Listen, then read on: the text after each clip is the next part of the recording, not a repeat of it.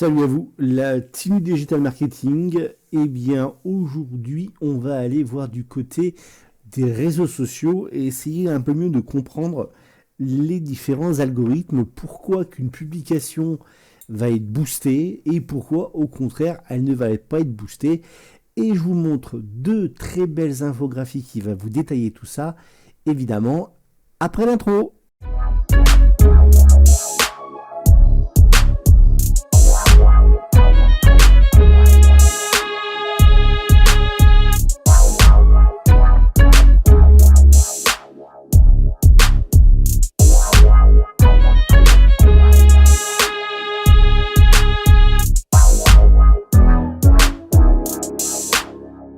Cette vidéo, c'est vraiment comment fonctionne l'algorithme de Facebook. Alors pourquoi Facebook en premier dans la série qui va être faite, parce que c'est aujourd'hui encore le plus gros. Bon, certes en perte de vitesse, je trouve, c'est mon avis, avec une cible qui a vieilli quand même, entre guillemets, puisqu'on est plutôt autour de 40-60 ans aujourd'hui qui sont assez présents sur Facebook, qui ont pris vraiment prédominance sur cette activité, sur ce réseau social. On va commencer.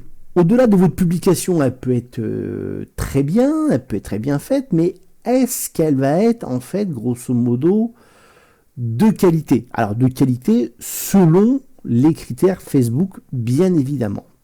Alors la première chose qui est à voir, c'est est-ce que vos images sont importées ou vos vidéos nativement, c'est-à-dire que est-ce que vous n'avez pas été en fait mettre un lien, par exemple de YouTube ou Dailymotion, par exemple, dans votre post.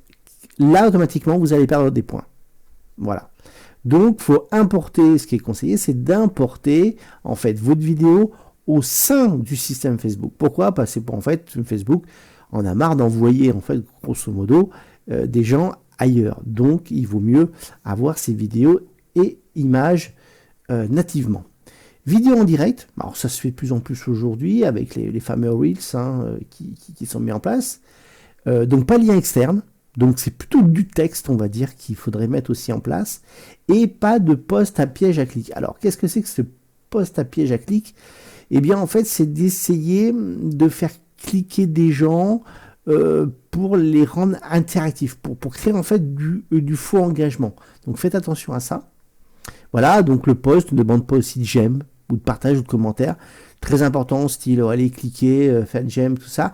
Ça c'est vraiment détecté dans vos posts, il faut le savoir, dans vos articles. Donc si vous, on va dire, provoquez un peu trop le système, par exemple, vous savez, la pilule bleue, la pilule rouge, tout ça, écrivez en commentaire, et bien tout ça en fait c'est détecté. Pas de mots aussi comme gratuit, promotion, voilà. Et la publication n'est pas en fait un duplicata d'une autre chose qui a déjà été faite il y a déjà juste quelques jours, quelques heures. Donc évidemment, plus grosso modo la qualité du contenu va être, on va dire, de qualité dans le sens unique, en interne et pas trop promotionnel, on va dire, et bien automatiquement, votre publication va être vue. Alors, d'abord, il faut comprendre que c'est 1% des fans, à peu près, mais moi je pense que c'est un petit peu plus quand même, qui vont voir déjà votre cher post, article. À partir de là, ils vont voir si ça génère déjà de l'interactivité. C'est-à-dire que est-ce qu'il y a du j'aime? Et là, c'est le nombre de points, grosso modo, qui a été fait donc par l'agence Tease, qui ont récupéré par rapport à stedavis.com. Les commentaires, plus 6, un commentaire détaillé. Parce que le ok, super, j'aime bien, en fait, ça sert à rien. Grosso modo, certes, c'est un commentaire, il fait plus 6, mais au contraire, à détailler un commentaire, avoir plus de texte sur un commentaire, eh bien, on va avoir plus 13. Partage qui génère de l'engagement, c'est-à-dire que il partage, certes, mais en même temps, le partage connaît aussi pareil de l'engagement, du j'aime, etc., va avoir un boost par rapport à ça. Alors que s'il ne génère pas d'engagement, il sera plus 6. L'engagement, on est bien d'accord, c'est tout ce qui est interaction, j'aime, commentaire, partage. Clique aussi, clique par exemple sur une vidéo, une vidéo qui est vue est un engagement. Voilà, c'est ce qui est marqué tout de suite en dessous. Donc vidéo visionnée pendant 3 secondes, visionnée pendant 60 secondes, et bien évidemment, on n'aura pas du tout le même critère. Donc si on vous cache, s'il y a des choses qui ne se passent pas ou des interactions négatives par rapport à votre post, ben là au contraire, vous allez vous prendre moins 100. Donc plus ce score est positif, plus évidemment, il va être mis en avant au niveau de Facebook.